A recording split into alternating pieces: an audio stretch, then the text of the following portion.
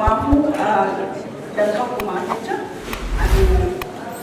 ini kana kasih kuma di bala mali di kanja. Ya badahiretu garahin nademta. Oromoon Usmaayyoo Muusaa beeku hundi itoo waan qabu waan danda'u godheefi ni jaallata.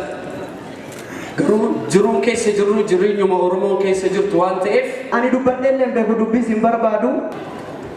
Qoqqoodinsi saba Oromoo keessatti hojjetamu guddina biyya tanaa irratti hin hojjetamne. Maqaa Jawaar Mahammadiin haadha eebbisaa Jakiyyaan argee beeku sagantaa kanarratti Jakootinaan argee bagan isaan argee isaaniifis birrii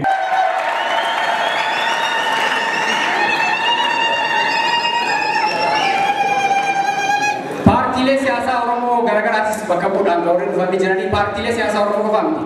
Paartii siyaasaa Affaaris bakka bu'uudhaan kan dhufanii jiran. Warri bakka dhufanii garaatti akka dhuftan sin gaafanna kabajaa fi ulfina guddaadha. Kaafaa keessaayis, abaa keessaayis, waafaa keessaayis gara waltajjiitti sin jira. Egaa nuti eeban jennee waamnu kanatti mul'ataa jiru Hamzaa Boranaa paartii kaafaa keessaa hin jiru. Waraabaa keessaa immoo Koloneel Gammachuunis jiru. Kanaaf isin lamaan gara nan koottaa kabaja olaanaatti isin waamna. Haadha Caayaa gara nan kootti. Hayyee kun akka aadaa Harargeetti yoo eebbi jiraatu nama dadhabsiisu. Nama dadhabsiisu. Hayyee hin dadhabannaa.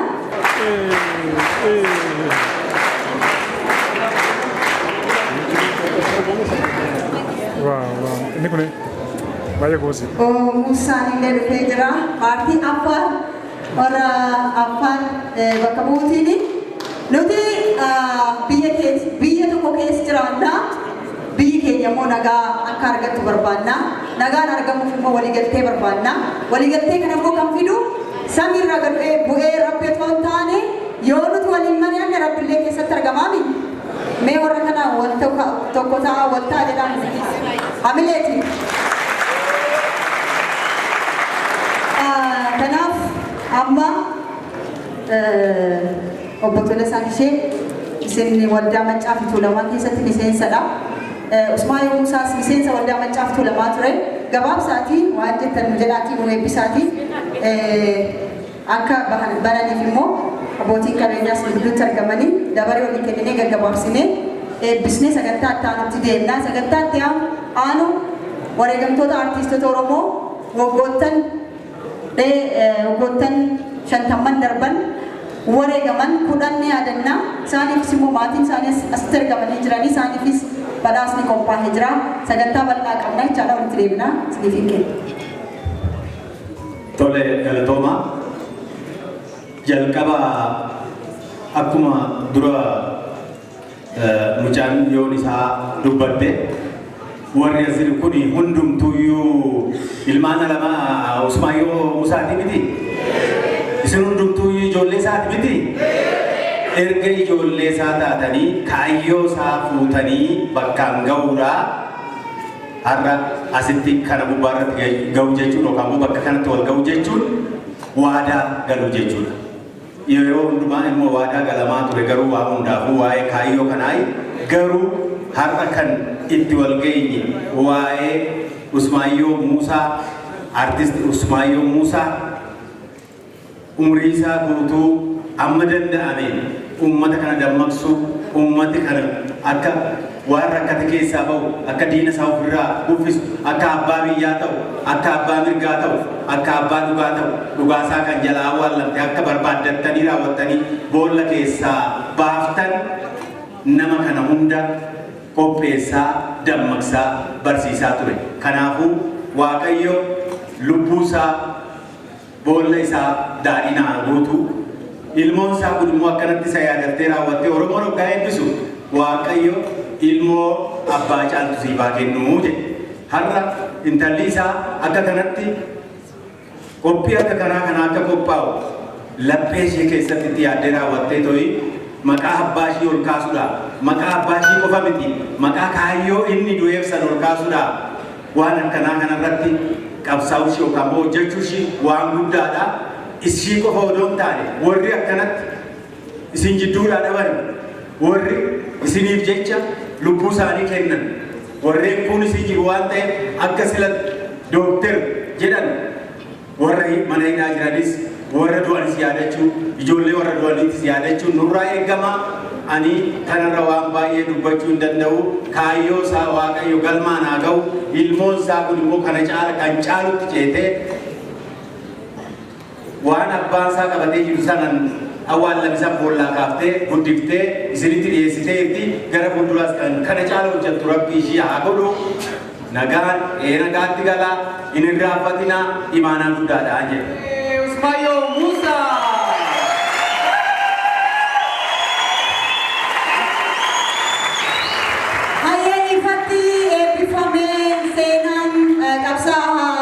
Goota artiistii Ismaayoo Muusaa waggaa 16ffaa sababeeffachuutiin har'a ifatti eebbifamee jira. Baga gammaddan haamilee olii kenna.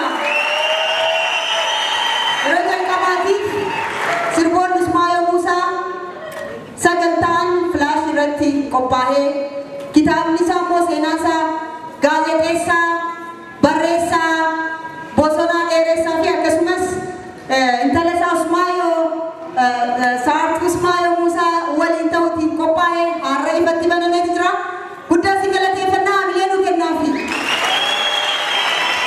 Seenaan kun immoo haala kanaan eessatti hidhamee, eessatti dararamee, eessatti dhiiga tufee, eessatti immoo boqote kan jedhu kitaaba kana keessatti jira.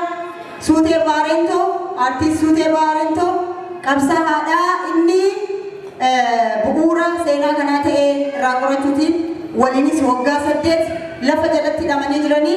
Kanaaf eebbifamee jira. Irra deebi'ee haamilee nu kennaafi. Koloneel Gammachuu Ayyaanaa Daasaa Koloneel. Ulfaadhaa waan hin jedhu guddaan qabu ufin gaafadha. Ilmaan kiyya as jirtanis nan gaafadha. Amma anamoo Usmaayootu jira.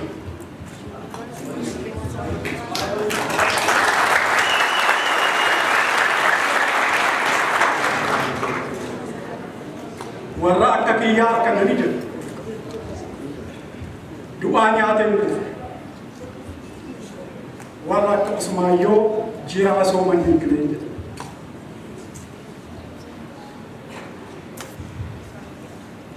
Usmaayoon jiraa sooma hiikne ni jiraa midhaan hin nyaatu bishaan kan akka kiyyaa du'aadhaa nyaate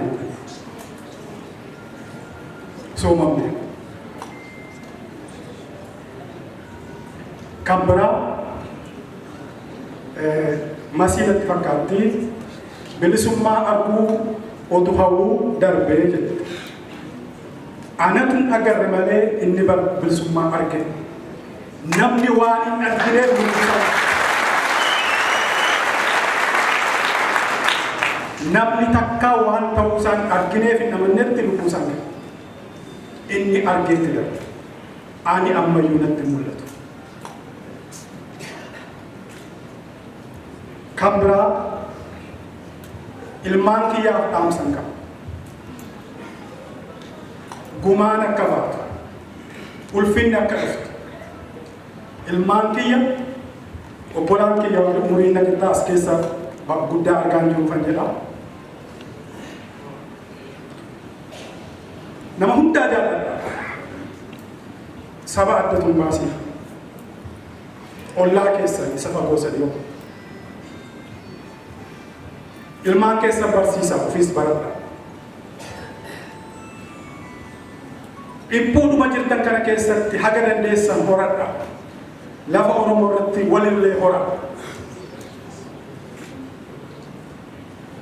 Amantaa keessan gosa keessan jabeeffadha. Adara sekendiifuu eeboo keessan qarachuu irraanfatina. Eeboon keessan qaranka boote bulfina qaba.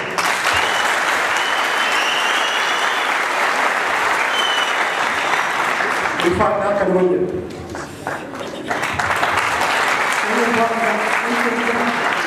Berarti ayah Obbo Musa wanti jettan jira. Warantichi fidhattee jira koloneel gammachuun na jedhaniiraniidha. Deeqaa lama. Guddaa galatooma. Ani waanuma tokko qofan jechuu barbaada. Inni sun immoo uummanni biyya kanaa sabaaf sablammoonni biyya kanaa amata dhufaa dabraa qabsaa'aa keenya wareegamaa keenya maarroo keenya jechaa itti fufuu hin qabu. Wanti kun bakka tokkotti dhaabbatee abbaan biyyummaa mirgi ilma namaa mirgi sabaaf sablammoota mirkanaa'uu qaba. Kun isaan amata dhufaa dabraa bo'uu hin dandeenyu, amata dhufaa dabraa galtuu hin dandeenyu, amata dhufaa dabraa waltajjii akkanaa kana qopheessinee abaluun keenya bara kaan hidhamee kaan hiikamee kaan cabee inni kun haga yoomii itti fufa. Waan Dr. Gammachuun kaasan san ani baay'ee na tuqe ijjit mana duubatti waan agarre tamutaaf manaa baasanii jaa Oromooni waan dhufuu deemu wanti dhufuu deemu waan gaarii fakkaatu haa ta'u malee uummanni tokko ta'ee fuula tokko godhatee marii tokko qabaatee osoo waliin qoqqoodin biyya takka keessa jirra biyya takka qabna biyyattii tanammoo bitti tun biyya faalluftuudha faalleessanii jiranii najjisamtee jirti xaaramuu qabdi bitti tun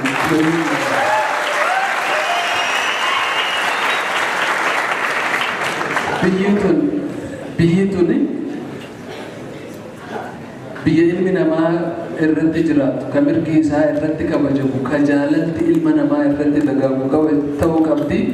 Garuu wanti guddaan bara dhufaa dabraa wareegamaa keenya lakkaa'uun dhaabbatuu qaba. Bilisoomuu qabnaan siin jaallatama. Baay'ee galatoomaa amma kallattiidhaan gara isin ulfaadhaa bakka teessuma keessaniitti na deebi'aa galatoomaa isin jedha. Asnoosika. Adde Saaraa Hasan Adam haadha qabeenyaa cimtuudha. Uummata keenya beelaan rakkatee uummata Harargeef yoondoo qorbaadhi miliyoona tokko uummata Baaleetiif miliyoona tokko baastee deeggaraa turte gara gidduutti musiqaa sana jechuudha. Yeroo hundaa egaa kun kan gara miidiyaatiin darbedha. Kan darbin immoo keessaa rakkataa baay'ee qabnaa gargaaraa turuun ni yaadatama. Har'as jalqaba irratti asitti dhiyaachuutiin filaashii kanaa sirbaa Ismaayoo Muusaa fi kitaaba kanaa qarshii meeqaan kan taasisaa. Abadi wajah cawaliti,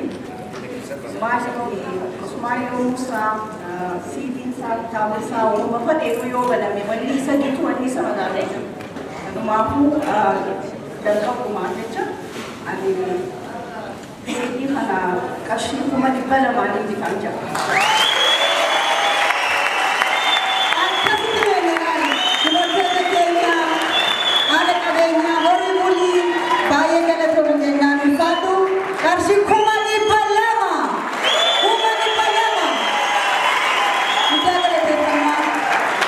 Asin immoo Aadde Firiyaalii amma itti gaafatamtu paartii magaalaa Xaafooti.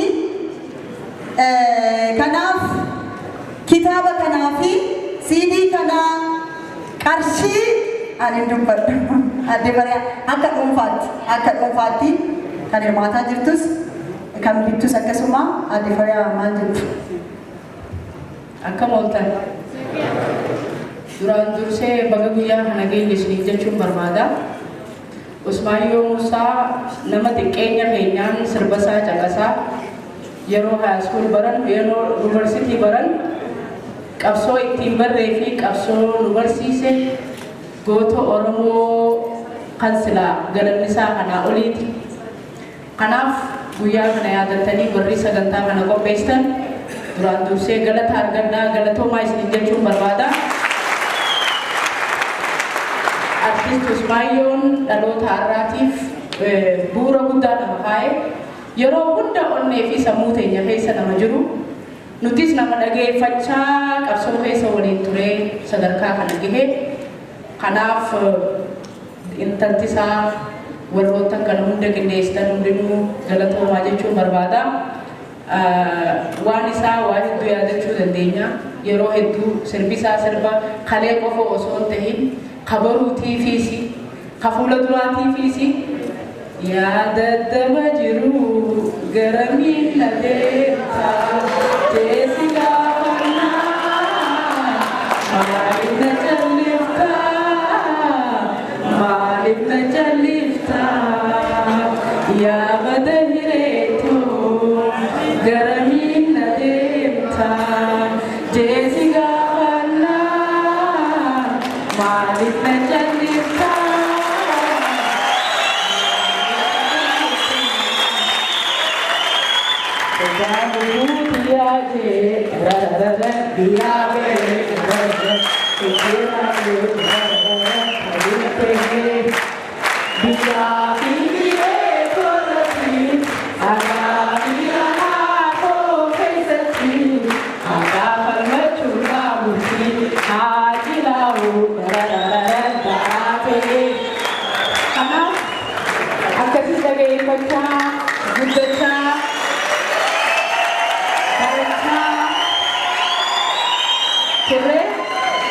Sagalee kana gaayoo gadi hin baane nama hedduutu jiidha artistoonni. Kanaaf dhaloota boruutiis artistoonni dhaloota hegereetiis qabsoo nu shaakalchiisanii akka fuula dura deemnu nu godhanii tokkummaa nu dhaamanii akkuma har'a wal cinaa daddaabbanne kanatti tokkummaallee rabbi nu haa kennu Oromollee wal nu haa taasisu wal jala nu haa oofu. Mee abbootiin teenyaas du'aayii godhaa yeroo hunda waa'ee Oromoo qormaata Oromoo kajennu kana rabbii waliif nu haa galchu. Kanarratti tokkummaa keenya waan isaan tokkummaaf nu sirbaa turan Ali Birraan tokkummaa nu dhaamaa ture Nuhoon tokkummaadha nu dhaamaa ture ilmaanaa dhabbaa walii obboleeyya ilmaanaa dhabbaa walii obboleeyyi maaliif wal jibbinaa akka ilmaan bileeyyi akka ilmaan bileeyyi. Kanaaf jaalala akkasii waan ta'eef anis akka mataa hiyyaatti akka nama dhuunfaatti kuma 30 dhuunfaa hiyyaan bitadhee jira. Akkanarraa hafee bakka kitaabni kun gurgurattu haala mijeessee magaalaa nan jirus dabaladhee godina Harargee Bahaallee dabaladhee bakkoottan kitaabni kun gurguramu hundatti yaadaanis gochaanis nan deeggaraa cinaan dhaabbadhaa. Isa kanaaf galata guddaa gochaa artistoota erga duune qofa waliin boonyu Yoonis Abdullaahi hambara afaan Oromoo reediyoo cabsajaan sirbaa ture kan afaan Magdashoo keessa taa'anii sirbaa ture namni beeyne ni jira. Isaan sanillee reefuun asitti arkee dhaynee gaafannee jajjabeessinee hancufti idaa galaanaati quncee wal gargaartee arbahii xiqquma ja'an waan xiqqoo qabnu yaada guddaa gochuu dandeenya. Artistii dadhabaa gaafa akkanaa eebbisnu dadhabaa nu keessa jirus gargaaruu qabna wal utubuu qabna. Galatoomaa ulfaadha. Keessuma isaaniitti musimadha adde Saaraa adde Fariyaa akkasumas haawwalii asitti nyaata nu dhiyeessanis guddaa galateeffannaa. Diyaasporaalleedhaa amma Dubaayii dhufee akkuma kiyyeecha mee hamilee nu kenna. Dhaabbata kana Soofumar dhaabbata kana dura taa'aadhaan ani dubbadhu ni ta'a dubbatu.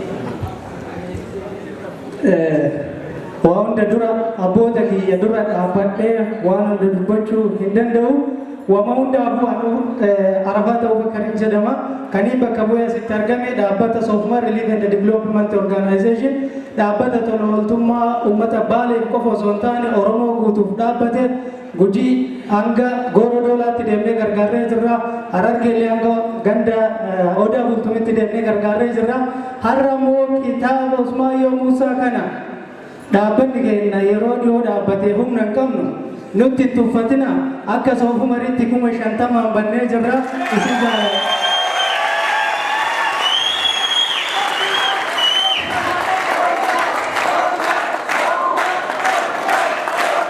Wadaa seenee deemu cheekillee ammuma itti kennaa saartuun dhuftee harkarraa fudhattu cheekii Soofumar kilooti. Artistoonni immoo as qofan jirtu duuba sanii dhufee duubni sun guutuun artistoota jaraafillee ammilee naa kenna. Ulfaadha.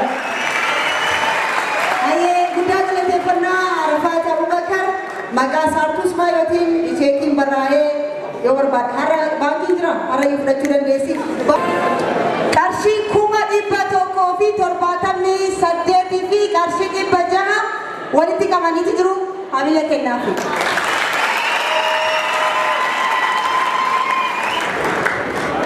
Kana keessa Galaanaa Gaaromsaa qarshii 50,000 Ittiiqaa Dafarii kan konkolaataa walitti qabne keessa nurraa hir'isee qarshii 50,000 Yoosan Geetaa'uun qarshii 20,000 Gadaa Handaa qarshii 20,000 walumaa galatti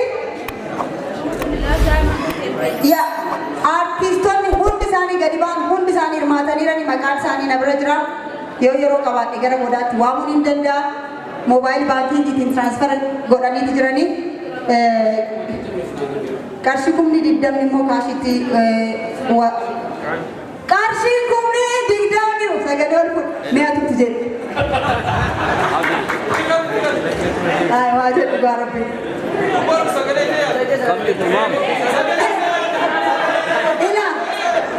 dhaggeeffadhaa isin teessan malee warri ani jiru yoo ta'an hin haasaan isaan yookiin hin haasaan ammatu dubbata harmaa kanatu dubbata qarshii 20,000 immoo kaashiitiin walitti qabaniiti jiranii artistoonni keenya dhugaa dubbachuuf baay'een isaanii hojii qabanii dhugaan siniin jedha haala nama rakkisaa keessa jiraatu isaan hundaa dabalatee dhugaa dubbachuuf taanaan kanaaf haala mijanne keessa ta'anii maallaqa kan walitti qabaniiranii galateeffadhaa hundi keessan isaan keessaa immoo namni tokko dubbachuun dirqamadhaas dhufanii akkanatti babbareedanii deemuun hin ta'a wayitaati bulloo kiyya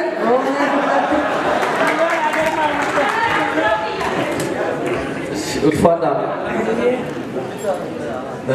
hunda dura rabbi guyyaa kanaatiin goota keenya yaadannoo goota keenyatiin walitti nu qabuuf ga'ee fi warra kana qindeessaniif galannaa ga'u. Ittaan sun Usmaayyoo Musaati Oromoon Usmaayyoo Musaa beeku hundi itoo waan qabu waan danda'u godhee fi ni jaallata. Garuu jiruun keessa jirru jireenyuma Oromoon keessa jirtu waan ta'eef wal hamileessumaaf malee akkuma silaa Dr. Gammachuu Magarsaa jedhan addee maqaasii yaadadhoo Usmaayyoo Musaatiif waan feene ogoone hin gitu akkuma isheen jette sana hin gitu wal hamileessuudhumaaf jirra waliin jechuudhaaf jechuudha. Kanaafuu ummata artistii kaayyoo Usmaayyoo Musaa wareegameef imaanaa isaa nyaanne nu haa taasisu. Nama kaayyoo Usmaayyoo Musaa dukkan keessa amata sanunda har'a keenya nu jiraachisuuf nu wareegame san keessatti hidhame nama galmaan ga'u nu haa taasisu. Jallaa keenya haa qajeelchu, qajeelaa keenya haa bulchu. Bara utuu jennutti haftu nuufaa taatu sinii jaalladha. Waan jedhu maalaaf mogogaadhi? Ila uummanni kun sin dheebotee jira beektu. Miti? Beektu hin dheebonne? Isin artiistiidha. Daa'ima lama lamaan dubbattu. Akkatti walirraa bareedan woo waliin dhaabatan miti? Mee hamilee walii kennaa. Galoo maaloo maaloo. Na of kalchaa. Dhugaa dubbachuun nuti sirbumaan otoo dubbanne wayyaa. Namni dubbii beeku yoo nama dura haasa'e yookaan nama booda yoo haasa'e dubbii nama jalaa fixa jedhan. Dubbii dubbachuun hin danda'ama garuu muka dubbii jala bulte rabbi nun godhi. Rabbi bara baraan imimmaan ija keenyarraa iyyaasi. Yerootti sirbinu miti sirbuu wallaallee miti uummanni keenya akka baalaatti harca'aa jira. Gatiin uummataa gatii kaardii miseensa paartii tokkoo gatii dhabetti jira.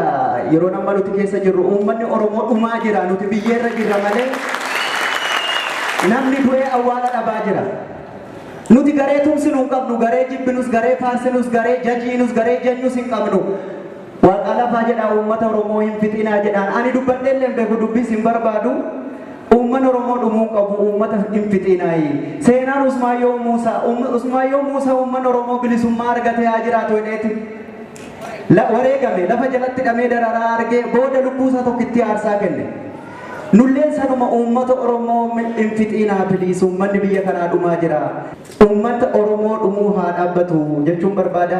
Maatii Usmaayyoo Muusaa akkasumas maatii wareegamtoota artistoota Oromoo hundaanuu baga guyyaa har'aa geessanii jechuun barbaada. Sirbuudhaafi nuti imaanaadhuma baannee sirbina akka amma yoo san jedhee yoo waaqni jedhe guyyaa tokko walitti sin qabnee waan garaa keessanii sin sirbina hagasitti obsaan nu eega kan amma goone kun waan xiqqoodha. Isaan lubbuu nuu kennani nuti immoo hin qabnu malee maallaqa guddaa yoo kennuu dandeenya. Haga qabnu kana walumatti qabamnee wal biraanaaf doyennee waliin taanee amma kana goone isinis galma kana guuttanii Usmaayyoo Muusaa dachee keessatti seenaa isaa lafaa olitti waan tiksitaniif ulfaadhaa galatoomaa isinii jechuun barbaada. Rabbi duudee boo'icha jala bara baraan nu haa baasu horaa bulaa jiraadha. Akkam jirtu? Ani baay'ee dubbachuu hin barbaadne danda'ullee. Usmaayyoo Muusaa jechuun bara 90moota keessaan elementarii baradha. Dhugaa rabbi sirba isaatiin gara wallee dhufee jechuun danda'a. Akka Oromummaa keenya sabboonummaa keenya cimsu kan nu agarsiisee utuu hin beekne isa keessa jiraataa turre osoo isa qaamaan hin argine jechuudha. Kan isa adda godhu immoo weellistoota baay'ee irraa akka beekamu biyya kanaa hin bahu biyya kana keessatti du'a jedhee sirbee otoo bahuu danda'u biyyuma kana keessatti biyya kanaa ta'e kanaan isa yaadadha yeroo baay'ee. Itti aansee immoo Abdii Qophee. Abdii Qophee jechuun asxaa Oromooti anaaf alaabaa Oromooti. Otoo Abdii Qophee jiraachuu baate aartiin Oromoo illee parsantii 50 ol hin jiru. Sirboota Usmaayyoo ittiin yaadannu ittiin jaalannu kana kan barreesse kan qopheesse Abdii Qopheeti.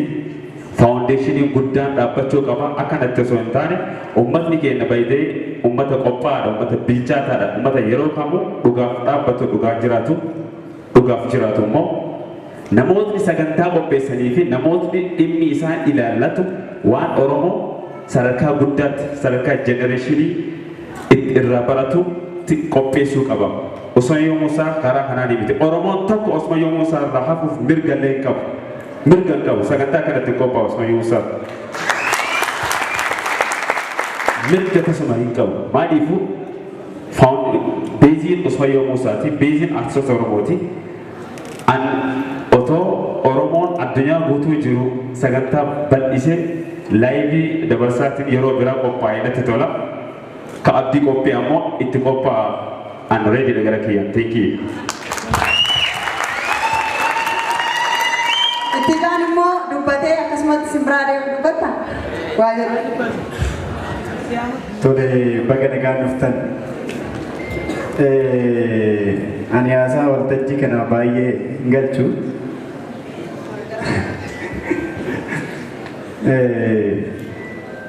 Gooticha keenya artist Usmaayyoo Muusaa sirba isaan beekna seenaa isaa dhagahaa guddanne caalatti immoo maatiin immoo warri nu caalaa beeku immoo seenaa isaa barreessanii seenaa isaa kanarra waan guddaa baranna jedheeti yaada. Waamicha Oromoo Oromoon tokko haa ho'aatu boo'icha Oromoo Oromoon tokko sagalee haa ta'u qoqqoodinsi saba Oromoo keessatti hojjetamu guddina biyya tanaati irratti hin hojjetamne. Kanaaf Oromoon bakka jiru wal cinaa haa dhaabbatu waliif sagalee haa ta'u godina godinatti amma nu galchanitti hin eegnu hamma alaabaa godinaa kophaatti nu qopheessanitti hin eegnu mataa walitti haa qabannu waliif haa dhaabbannu waliin haa jiraannu akkuma kana dura jedhee qoqqoodamnee bilisoo gurra tokkoomni gabroom wayyaan jedhaan galatuma walfaadhaan. Baay'ee isaan kabajna baay'ee isaan jaalanna bakka teessuma isaaniitti nu simadhaa hamileetiin nu gaggeessaa bakkuma isaan taa'anii gara na ta'a gara fuulduraatti nattee gara badhaasaatti darbuuf jenna. Faawundeeshinii waldaa Furagalaanii 50,000 maqaa Jawaar Mahammadiin 100,000.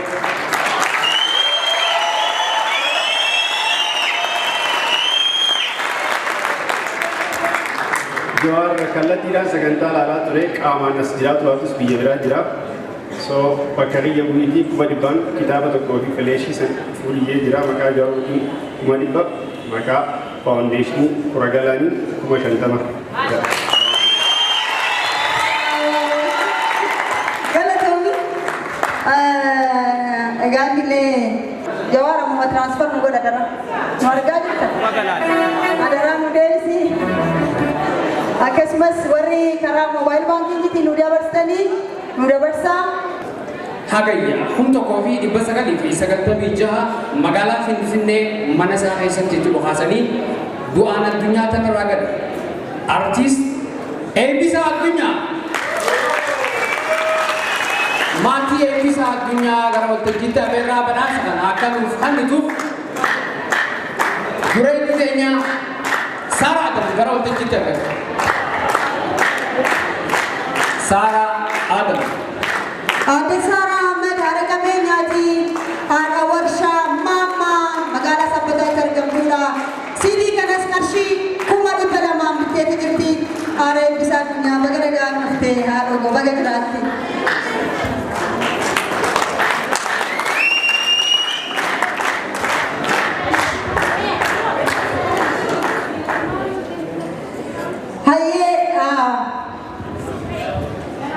Waggaa 16ffaa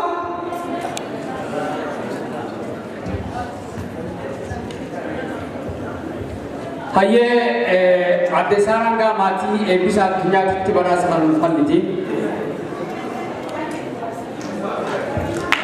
Waggaa 16ffaa yaadannoo artiist Usmaayyoo Muusaa sababeeffachuudhaan kan qophaa'e jechuudha.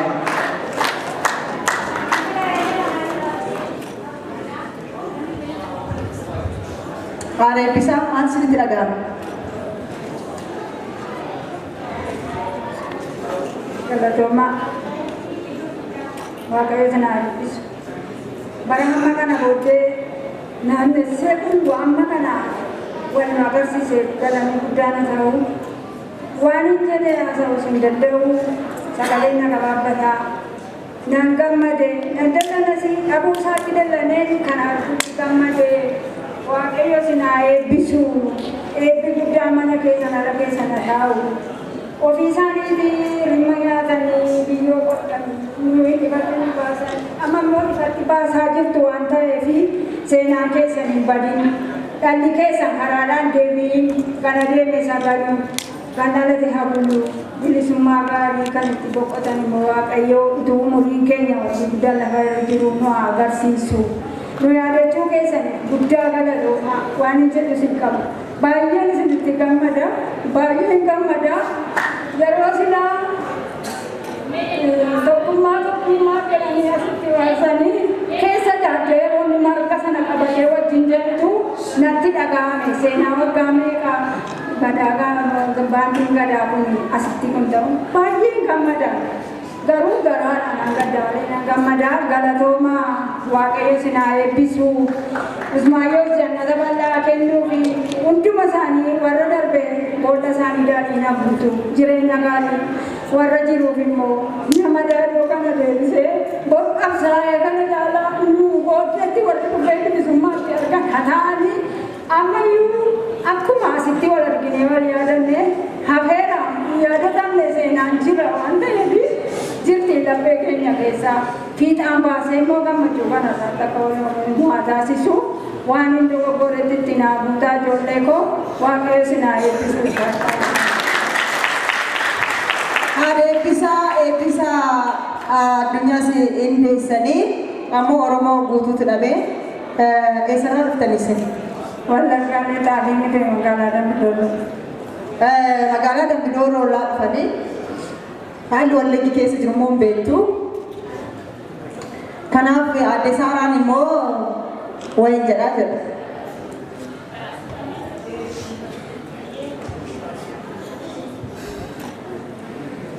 Dhugumaan waa tokko jechuuf illee humna hin qabu. Maaliif wanni silaa jedhamu qabu hundinuu jechaa oolu. Ani immoo wanni nama kiyyaa hedduu garaana nyaata. Dhimmi Oromoodhaa dhimma kiyya jee waan hin yaadu jecha waan hin jirrii bakke dhabu waan hin itti laalatu waan hin itti dhukkubsatu ta'a.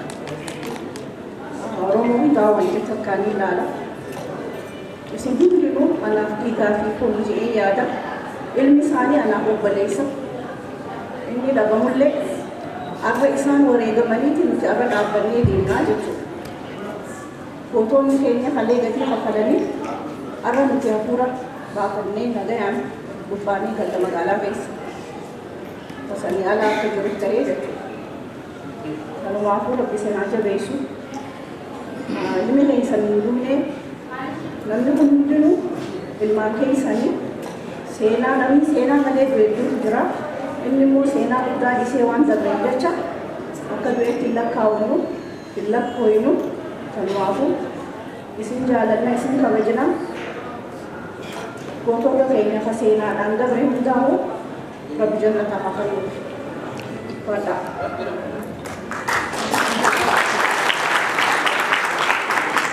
Anis waan isaan akka qabatanii galan waan hin danda'u waan min gargaara jeetiin masarratti waada seenee jira.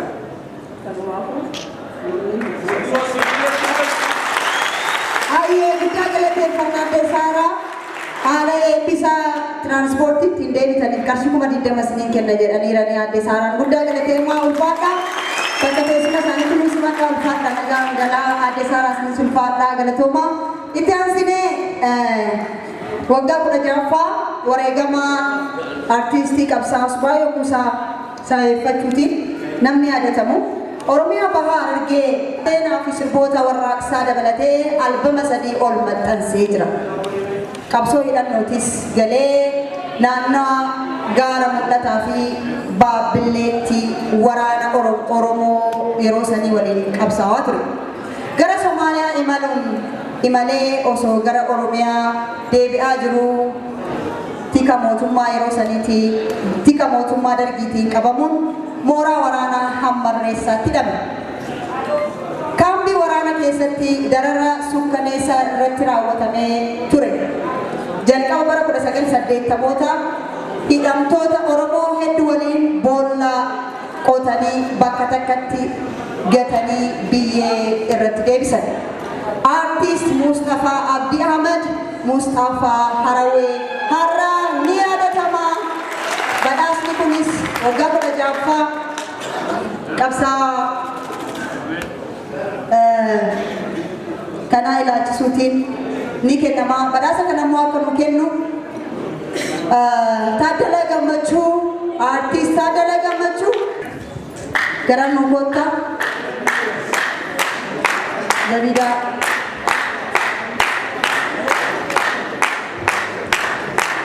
Ayyee bagana gaafte.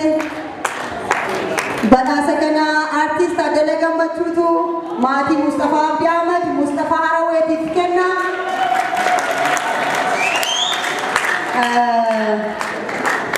Gara taaddeettis nan dhufa. Ati maal taataffe? Maatii walirraa akkasumas ilmaan isaanii waan jedhu amma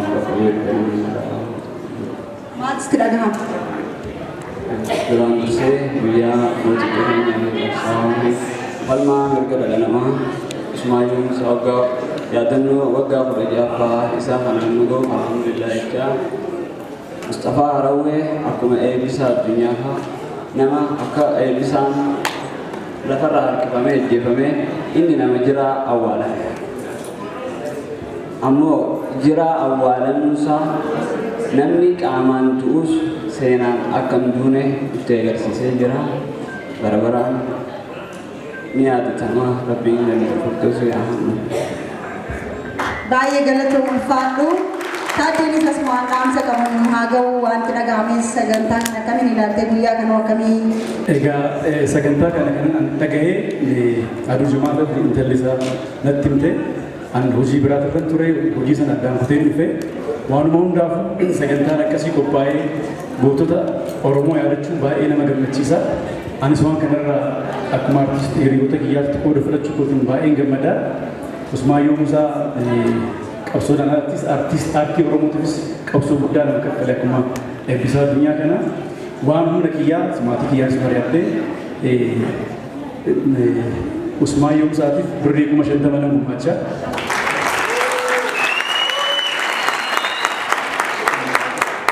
Akkasumas sagantaan biraa gahaa hin qophaa'ee yaada yoo qophaa'ullee baatee carruma kan argadhe kanattis haadha eebbisaa ija kiyyaan argeen beeku sagantaa kanarratti ija kootinan argee bagan isaan argee isaaniifis birrii 20,000 akkuma saaraan gootee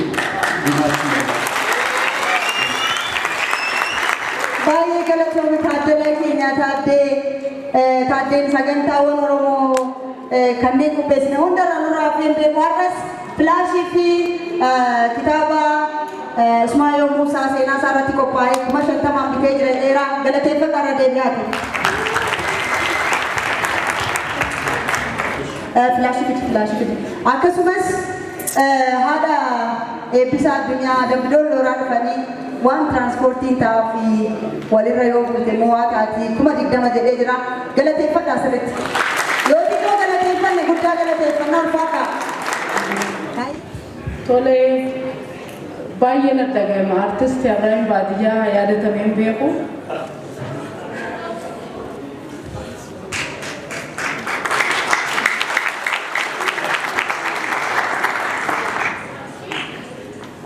Yoo Rabbi jeegaafaa itti yaada sagantaa akkanaa inshaallah artistoonni keenyaas itti yaada hayyoonni keenyaas sagantaa akkanaa qopheessu qaba. Kanaaf hedduun galatoomfadha. Atillee ilma abbaa caalaa Rabbi si haa godhu. Abrahaam Baadiyyaa sirba qabsoo inni sirbee dur dubri gizee dardara buunus ka sirbu qaba. Gizee dubri dardara boonu kajaama jechuudha. Intalee nan sobinii fagonnaan baallaminii fagonnaan baallaminii duruu ifaani jettee ulee keenyaan gubinii carraa keenyaan gubinii yoo sii ta'uu baadhee nan dho'isinii qanii nan dabarsinii jeesee. Kanaaf galatoomaadha. Hedduun akkasitti isaas dhageeffachaa ka qabsootis ka jaalalaatis guddanne. Anis mucaan kun kombolcharraa dhufee waan hin boorsaa keessaa qabu qarshii 5,000 qaba. Sanumaan tiraanspoortii akka godhatu ammumaan kannaaf. Baay'ee galatoomii adda bariyaalii dhugaa Rabbi yoo san walaloo fedaloo sagalee ajaa'ibaa qabdi adda bariyaalii nutti amma